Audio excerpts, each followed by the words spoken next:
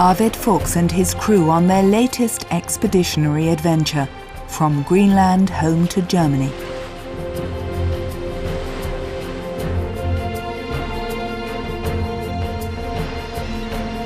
A journey full of unforgettable experiences, pristine nature, rugged coasts, remote islands, and extraordinary people living from and with the sea.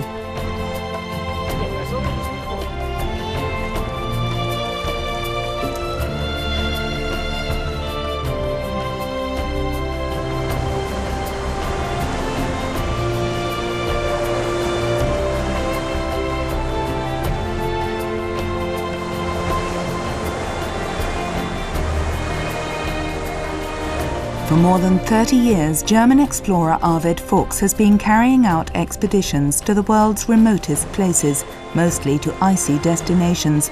This is the north of Greenland, where the 80-year-old fishing cutter Dagmar Aaen has overwintered for the last 7 months. The expedition begins on the west coast of Greenland, heading for Newfoundland and Nova Scotia, before crossing the North Atlantic to Ireland, Scotland and the North German coast. On the last leg of the journey, the crew go ashore on the Hebridean islands of St. Kilda. Then they set course for the Orkneys, making for the port of Stromness on the island known as Mainland. From there, the journey takes them to Fair Isle in Shetland and then home to Germany. For the crew of the former fishing cutter Dagmar Aaen, the expedition started nearly 3 months ago. On board are captain and expedition leader Arved Fuchs, crew members Katrin Fleischer and Ulrich Wey, Smoot Raimund Koch, Katrin's husband and engine operator Peter Fleischer, and photographer Thorsten Heller. Ahead of them now, the rugged world of the Scottish Isles. I like islands. The only access to them is from the sea, but even if you reach them by ship, you may well find that they won't let you set foot on them. Islands seem to have made a pact with the waves and the weather. Storms, heavy seas, no or exposed anchorages make landing a risky undertaking.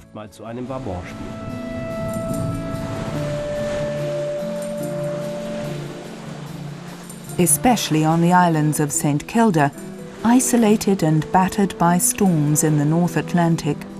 The last inhabitants were evacuated in 1930.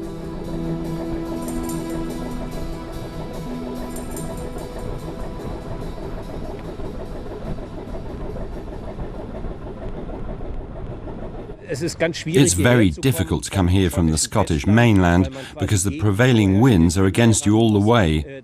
It's also generally very stormy here. So, all in all, it's a hard place to reach, and the journey here in the past was fraught with danger. There's nowhere to land in St. Kilda. The Dagmar Aaen will spend the night at anchor in the bay of the main island, Hirta. The crew are looking forward to tomorrow. It's a special day, the 80th anniversary of the island's evacuation.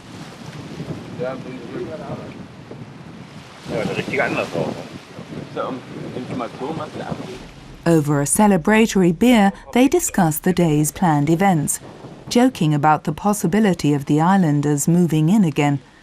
Thorsten Heller reckons the lights on the horizon could be furniture vans.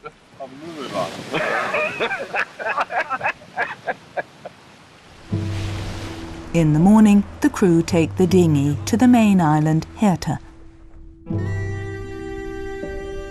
The deserted village, its walls weathered witnesses to the fact that human beings managed to survive here for 4,000 years. But contact with the outside world and the temptations of modern life changed everything. No one who lives on the island now was born here. The only residents are temporary. A few defence personnel, an island ranger and an archaeologist trying to preserve the crumbling walls and thus the memory of a lost culture. Island archaeologist Ian McHardy shows Katrin and Peter Fleischer around one of the traditionally built homes and explains why abandoning this ultimately led to the islanders abandoning Hirta. They've got really thick walls which have a big layer of earth in the middle, and so it stores heat, you know, so it gets warm and stays warm. The beautiful thing or amazing thing about these houses is what they would do, you know, you would have the cattle dung, you know, they would they'd be on this side, and also all the food waste just gets lumped in. Yeah. So through the winter, the floor would rise up. You know, like so. In the springtime, you know, you'd be like that against the roof. But that was on purpose because that was their compost. Yeah. You know, the fertilizer for their fields. And then what happened was that people basically thought this wasn't good enough for the people who were living like animals, you know. So people came and they made these houses. And these houses, they've got very thin stone walls. They were cold, really cold. And so that meant that they became dependent upon coal being imported from the mainland. Yeah. So it's like another little stage of becoming dependent on outside and less self-sufficient. Yeah. Whereas before they had everything they needed here on the island. Once they got moved into those houses, they became dependent on outside.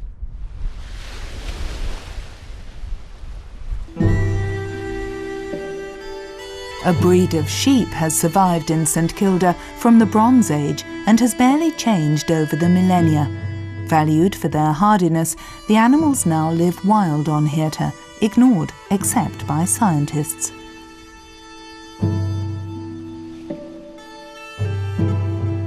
To mark the anniversary of the evacuation, National Trust Chairman Richard Balharry has come to Hirta.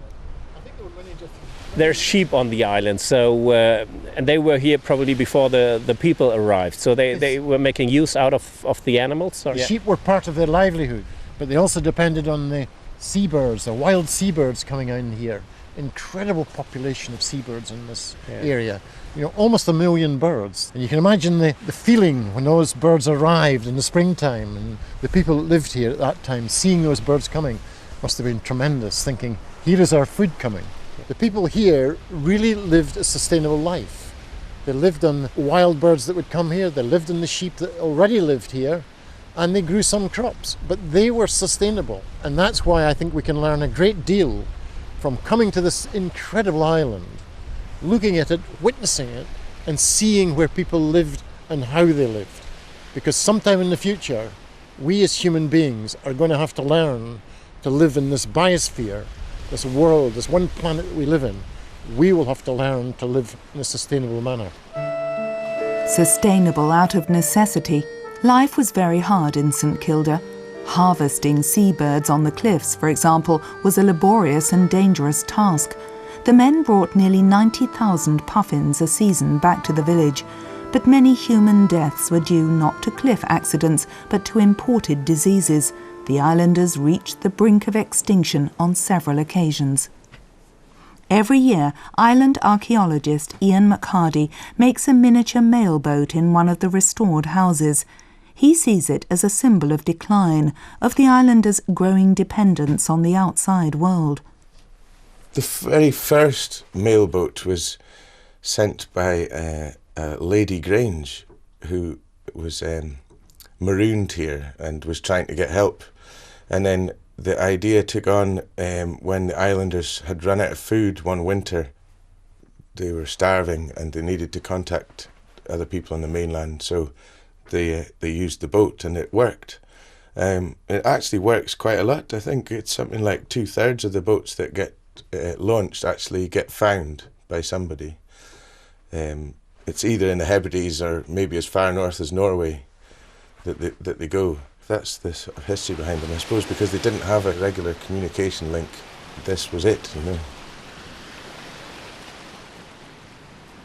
This year again, on the 29th of August, a commemorative mailboat is launched, before the eyes and lenses of Scottish press photographers. If all goes well, the current will carry the boat to other shores.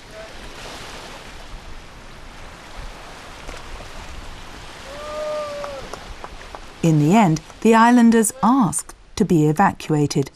Later, making new lives a long way from home, many regretted the decision to leave, but it was too late to turn back.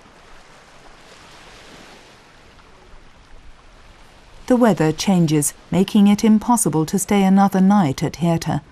Arved Fuchs also returns to the Dagmar Aaen. The ship is already drifting dangerously close to the cliffs.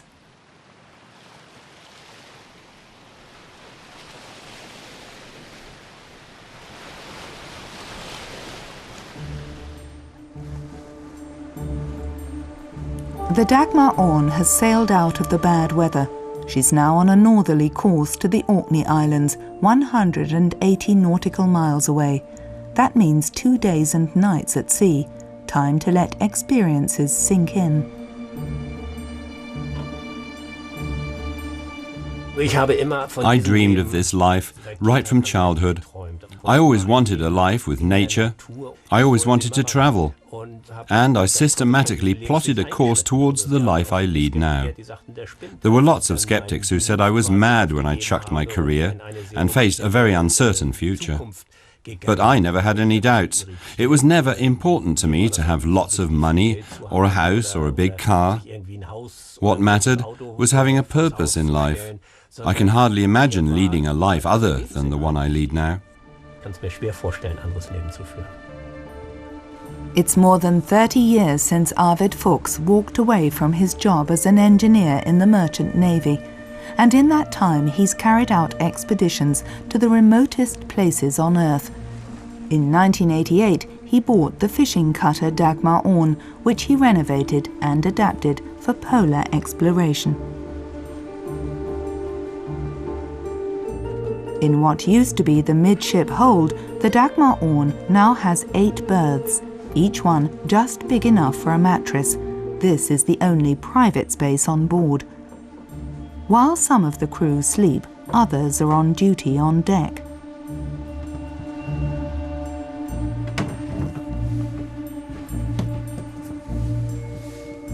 For me, the berth is very important because it's my own personal space. I can read, sleep, eat sweets without the others seeing. Nobody disturbs you when you're in the berth. When the doors are closed, everyone accepts that the person inside wants to be alone, wants some privacy. You'll only be woken when it's your turn to stand watch. The watch changes every 4 hours, the crew working in pairs to keep the vessel on course. Uli and Katrin are starting their shift.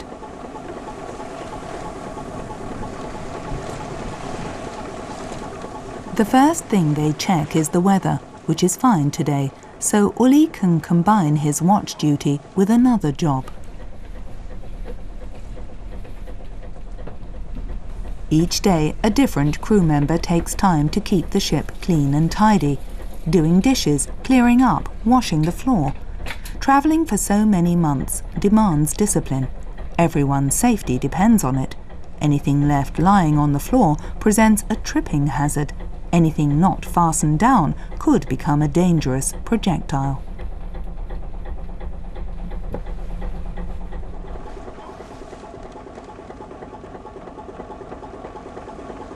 Four hours later, time for Torsten and Raimund to get up.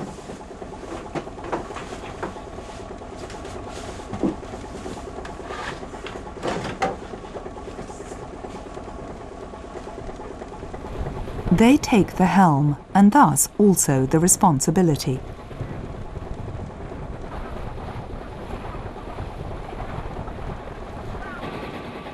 Torsten is an experienced watchkeeper. He's accompanied Arved Fuchs on expeditions since 1997. Sailing experience is a fundamental requirement because the ship and the life of everyone on board is at stake. In a heavy swell, sleep can be almost impossible in the berth because of the roll and pitch of the ship. But however tired or seasick, everyone has to function 100% on watch duty. Reliable watchkeeping is vitally important. The poorer the weather, or the worse the conditions, with perhaps fog or ice or strong currents, the more alert you need to be. The consequences of your actions are immediate. You need good instincts and a 7th, 8th sense. And if you don't think you can cope, you have to wake up the others or the captain and manage the situation together. oder der Kapitän geweckt werden und dann müssen wir da gemeinsam durch irgendwie. But it's not easy to decide when you've reached the point where you need help. Nicht einfach. Approaching the Orkney island of mainland, everyone is on deck.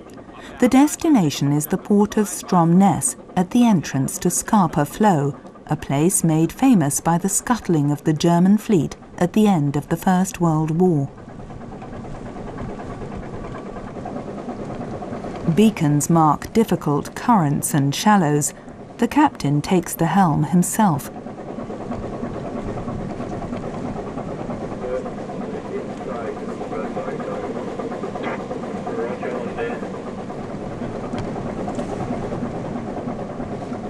The Stromness harbour master radios details of the berth assigned to the Dagmar Aaen at the central pier. For Arved Fuchs and his crew, this is the first safe harbour since Ireland.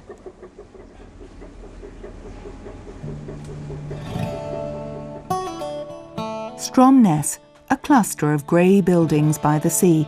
Built on the site of a Viking settlement, it has a present-day population of 2,000. When Scotland's lighthouses were still manned, this was the home of many lighthouse keepers' families, a town of women and children. The men were mostly on duty and rarely at home. Today there is no such thing as a lighthouse keeper. The lighthouses are all controlled from the Scottish mainland. The last Scottish lighthouse keeper went in 1998.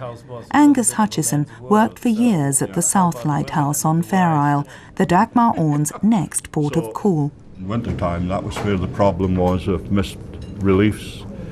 I actually did just 1 or 2 days short of 10 weeks in Scotia when I was actually supposed to do 6.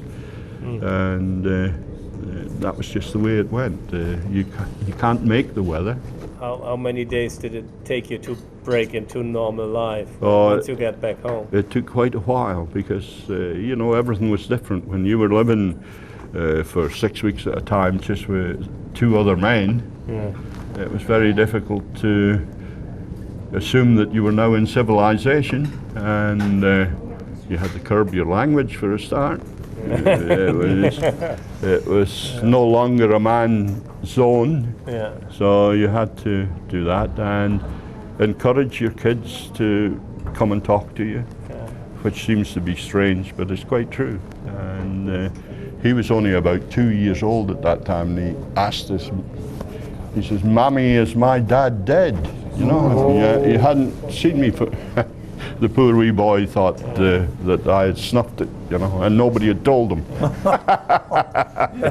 And it was very difficult to assert yourself, you know, like any other dad would do. Well, I'm your dad and I'm telling you you'll do this. And then, well, Mom's my boss sort of thing. And that was quite clearly evident. And you just had to go along with it. The end of the profession marked the end of a way of life, one that now lives on only in the memories of the last lighthouse keepers. Mainland. With an area of nearly 500 square kilometres, it's the largest Orkney island. For more than 600 years, this was an important base for Viking raiding parties. Up until the 17th century, people still spoke Norn, a now extinct North Germanic language. Traces of mainland's Scandinavian past can be seen all over the island.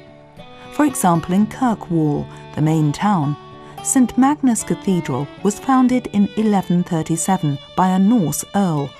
Stories of the island's history can still be read today in its many stone carvings. One person who knows all those stories is Marita Luck, the cathedral's representative for cultural affairs. Born in Germany, she's lived on mainland for 14 years, studying the church sculptures and discovering little goblins between porch and altar. The cathedral is the final resting place of mainland's most famous son, the Scottish Arctic explorer John Rae. Many local people now feel sympathy for the man who, during his lifetime, was severely criticised. Every 2 years, a mail shot arrives from a bedding supplier inviting us to buy a softer mattress for Mr. John Ray. And the address on the letter really is John Ray, St. Magnus Cathedral, Kirkwall. Und ja, die Adresse ist dann wirklich John Ray, St. Magnus Cathedral, Kirkwall. In the Orkney Islands, where every stone tells a tale dating back thousands of years, sagas and legends have a special significance. One tells of how the islands were created. There was once a sea serpent that grew as big as the world and ate 7 virgins every Saturday. One day, a brave little boy called Asi Patel set off to save the young women. In his small boat and with a piece of burning peat, he allowed the sea monster to swallow him and thrust a red-hot lance into its liver. The serpent felt dreadfully sick and reared up in agony. In doing so, it hit the moon with its head, crashed back to earth and knocked out its teeth. Those teeth became the islands of Orkney and Shetland.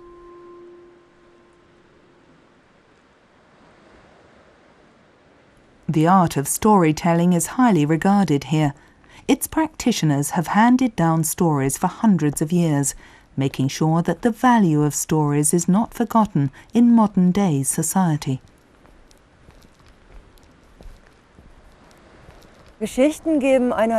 Stories add another dimension to a landscape. Geology explains what a landscape is in scientific terms.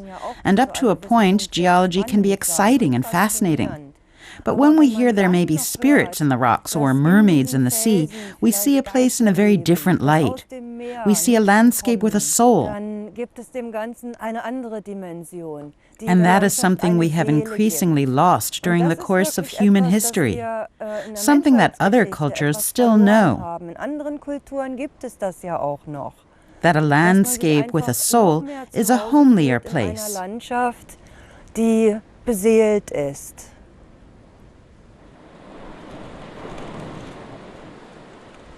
A few kilometres away, a modern success story is being written, capturing energy from waves. Arvid and Torsten meet Mathias Haag, technical director of a Scottish company specialised in harvesting energy from the sea. This is the first test site of a wave energy device called the Oyster. What's special about the technology is that the actual process of energy production takes place on dry land. No engine oils or chemicals come in contact with the sea.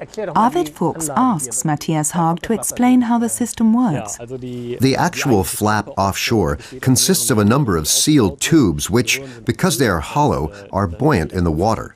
The flap is anchored on the seabed, and when it's struck by waves, it moves. So we have a fixed assembly on the seabed and a flap. The flap is also connected to cylinders, which translate its movement into a pumping action and send a constant stream of high-pressure water ashore through a pipeline. The water then runs along here into the turbine, and the turbine powers the generator that produces electricity. It's a brilliant idea and sounds incredibly simple, although I'm sure there are technical problems to iron out, but there are waves in every ocean, so it's basically a fantastic way to produce energy if it really works.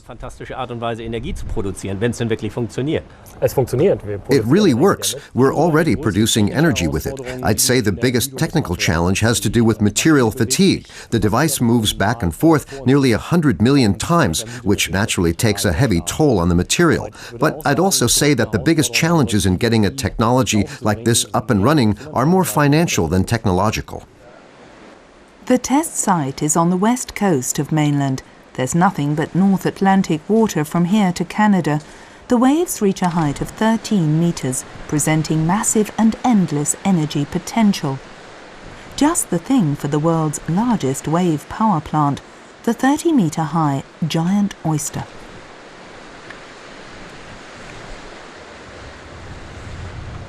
Wherever the oceans, there are waves, so all you need is a suitable coastline. What's your vision for the future? That's the big advantage of wave power. Waves are universal, present all over the world. We envisage generating electricity on a scale that will interest energy suppliers, by which I mean in the megawatt range. The waters around Great Britain and Ireland could be harnessed to generate around 4 gigawatts of electricity. That's equal to the output of 4 nuclear power plants. I always find it shocking to hear people in the energy debate insisting that we need these big power stations or else the lights will go out. But there are lots of clever modern ideas and technologies around, inventions that are being vigorously developed and could surely enable us to get to grips with the energy problem. If we can only let go of those old fixed ideas, we'll surely be able to find alternative solutions. The next day also starts with the focus on energy. More diesel is needed for the ship's engine. The Dagmar Aaen's 5 tanks hold 4,500 litres. Depending on the state of the sea and the weather, that's enough fuel for about 2,000 nautical miles without sail. Schnell. Ohne Spritzen.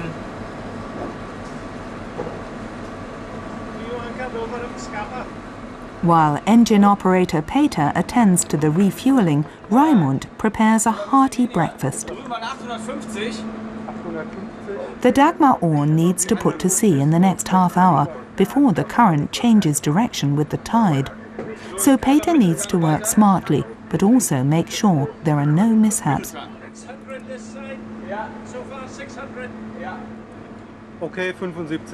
The next tank is nearly full. Peter slows down the flow to avoid spillage.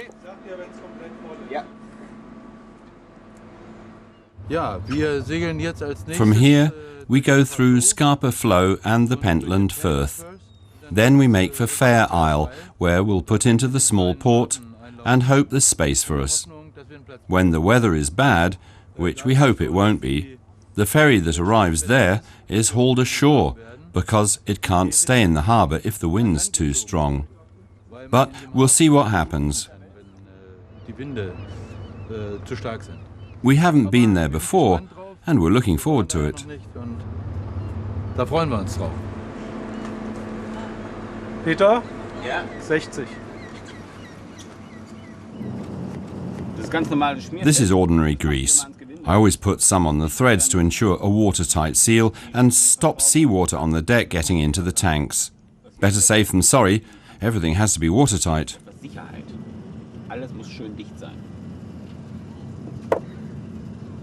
The tide waits for no man. It's time to cast off. Dann die Vorspring. Diese hier.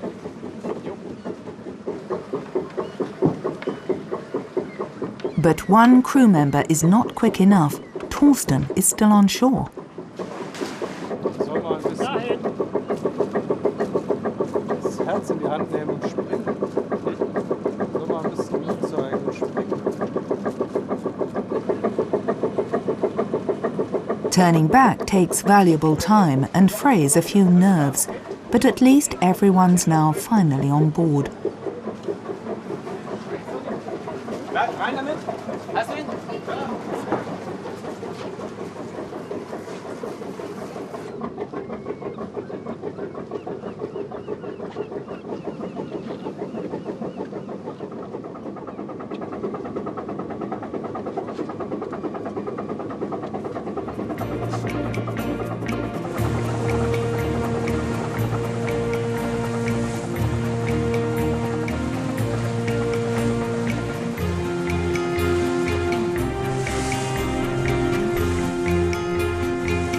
"89 nautical miles to the next destination, Fair Isle in the Shetlands."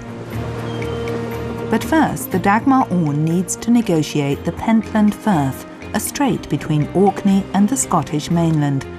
Well known for its perilous tidal races, its waters are considered among the trickiest in the world. Hey, hey, hey! Was ist denn da los? Peter Fleischer spots a problem. Something's wrong in the rigging. Überhaupt nicht. Ich muss noch mal rein. Ja, dann zieh mal den Niederholer. Ist der Niederholer dran? Zieh mal den Niederholer rein. So.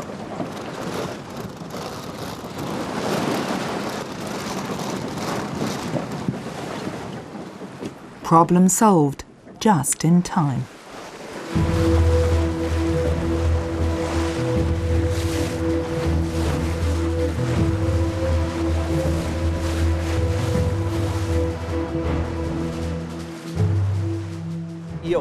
This is the notorious Pentland Firth. The changing tides here produce very strong currents that can easily reach 12 knots. That's extremely fast, much faster than this ship can travel, so if we encounter an awkward current, we won't be able to hold our course. That's one danger, but what's even worse is if the current runs against the wind and swell. Where that happens, you have a very, very dangerous breaking sea that presents very hazardous conditions for shipping.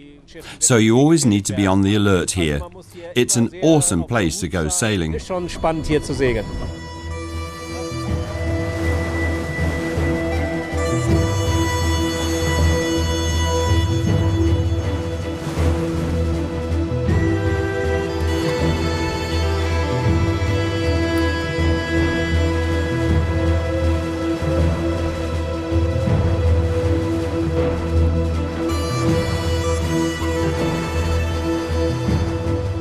The Dagmar Aaen is an exceptionally seaworthy vessel. That is one of the main reasons Arved Fuchs chose it. Made from Danish oak and clad in special aluminium, it can even break through ice. Amidships, space is at a premium, but safety comes first. The ship is divided by bulkheads into separate watertight compartments. The one where the crew now eat and rest used to be filled with fish. Motorized cutters like this were noted for the size of their catch. Their predatory prowess earned them the nickname shark cutters. There are stories about shark cutters being completely upturned and the crew still making it home safely, just with the masts a bit damaged. This boat always makes you feel safe, never nervous. If we make a mistake, Dagmar generally forgives us, but we try not to make many mistakes. Aber wir bemühen uns nicht so viele Fehler zu machen. Photographer Torsten is called on deck. Raimund has spotted dolphins.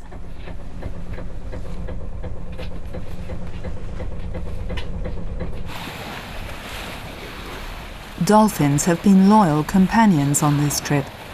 These ones escort the ship almost to Fair Isle.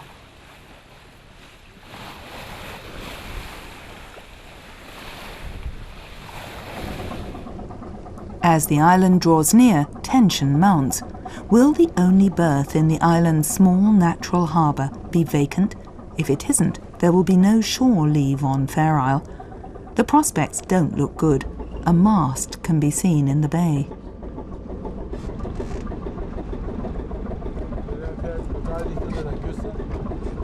But the crew are in luck.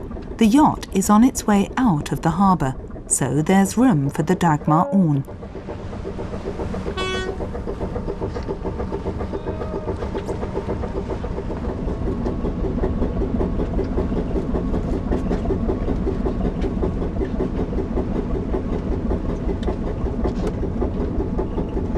Die springen gleich als ja eine an Land.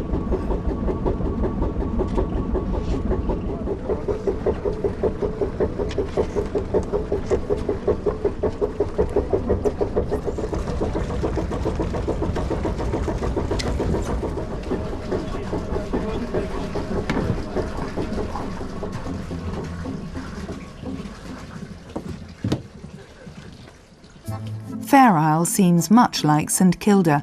Both are remote, both are constantly buffeted by storms. Here too, the local community might have been tempted to abandon harsh island life for the comforts of the modern world. Instead, they brought the modern world to Fair Isle, for one thing by creating an air link. Airport manager Dave Wheeler looks for the plane from the largest Shetland island, mainland. It flies in twice a day, 3 days a week.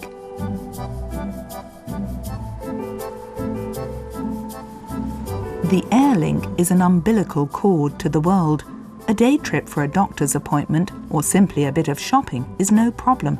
The ticket for an adult costs £35. Older school children attend the boarding school on mainland and can fly home at weekends for an affordable £15. The planes also guarantee a continuous stream of tourists.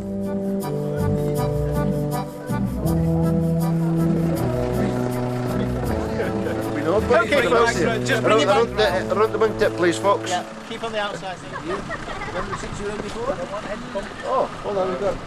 Hang on to that. I've got one child and 2 adults. I'll need another adult round here on the front there. Yeah, if you go in there. Right. You don't need a shoulder. No. One more round here? But the conveniences of modern life come at a price. They also bring stress to Fair Isle. Just keep clear of the engine. With so few people on the island, the population is only about 70.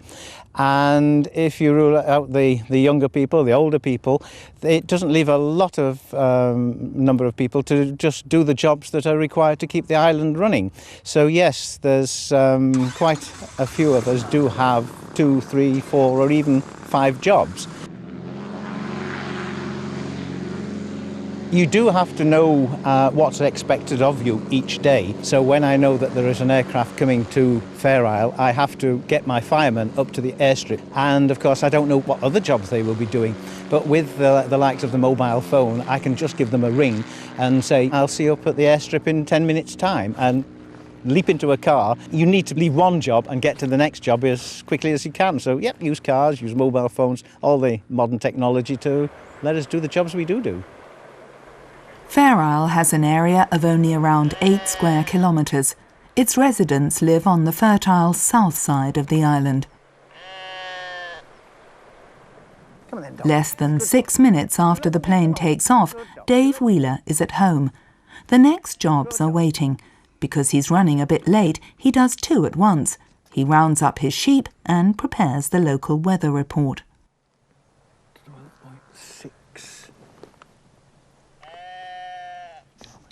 But Dave Wheeler is not just airport manager, weather forecaster and sheep farmer. He's also a primary school teacher, registrar of births, marriages and deaths, professional island photographer and web designer. And he gives computer courses. Sit. You stay there. Good dog. Sit. Good dog. You stay. Not to worry. Come on, Jed. Good dog. They all seem to be there. Going to look for 6 hogs. His wife Jane helps him choose 6 Shetland sheep to be sold on mainland. As you say, would be... Oop, I'm going to end up on my back in here. There's another major difference between Fair Isle and the evacuated islands of St Kilda. This place has a waiting list for people wanting to move here, and no one gets on it unless they have multiple skills useful to the community. So there are 6 of them.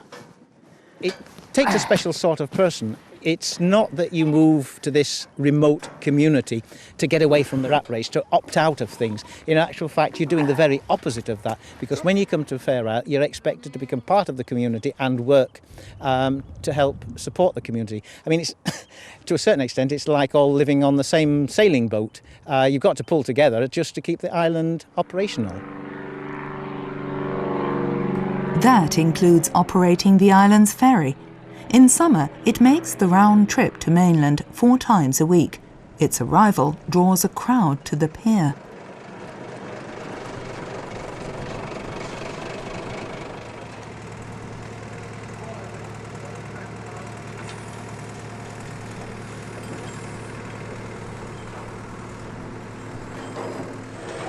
The Good Shepherd 4 has space for 12 passengers and, above all, cargo.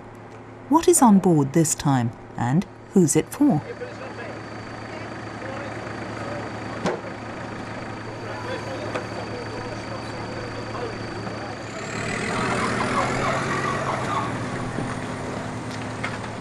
The unloading operation is completed in a flash.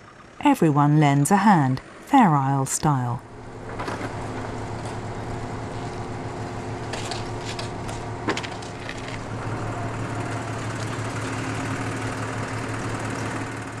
Finally, time for snapshots.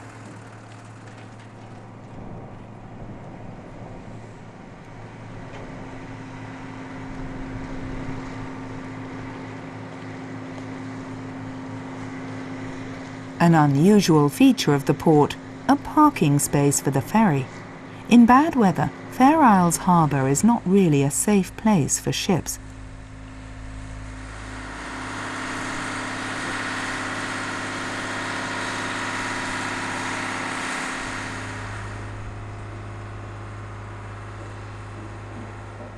At the south end of the island is the lighthouse where Angus Hutchison worked until 1998. Katrine and Peter pay it a visit shortly before the Dagmar Aaen moves on. I don't think so much about the end of the trip. I think about the beginning, about how it all started at the beginning of the year, with me travelling to join the ship. We'd made a lot of preparations. We sent a container to Greenland with provisions, equipment and so on. 2 days later, I took a plane from Hamburg to Copenhagen, where I went into the city. As I walked around, I observed the people around about and thought about their lives. There were businessmen. What were they doing? They'd conducted business and were going for lunch with their secretaries. I saw lovers and wondered about them. I saw homeless people looking for shelter. I had my hotel, everything tip-top, very nice. But what was I doing? And the answer came back, travelling. That's nearly 5 months ago. The end is drawing near, but I'm still travelling, and it's been a thoroughly successful trip. I'm pretty happy about that, and a little bit proud as well. Ein bisschen stolz auch.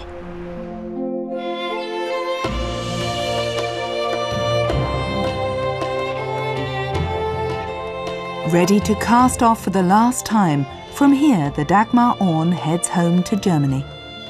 Das heißt Abschied nehmen von Fair Isle. Farewell to Fair Isle. The North Sea is home territory. I'm happy it was a successful trip and happy at the thought of going home, but that happiness is tinged with sadness because we've had a great time and it's coming to an end. A trip like this, packed with new experiences, imprints itself on your mind.